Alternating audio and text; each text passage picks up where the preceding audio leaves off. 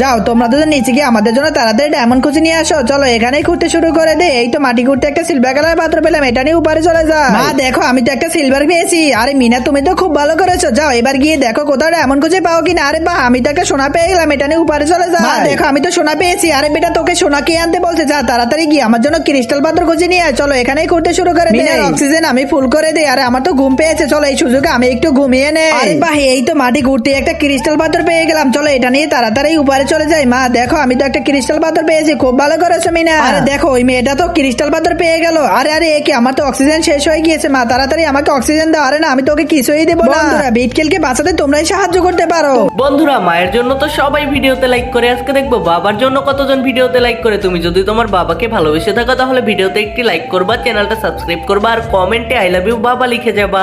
যেমনি হোক বিটকেলকে আমাকে বাঁচাতে হবে। চলো তাড়াতাড়ি এই অক্সিজেনের বলটা আমি বিটকেলের মাথায় লাগিয়ে দেই। মিনা তোমাকে অনেক ধন্যবাদ।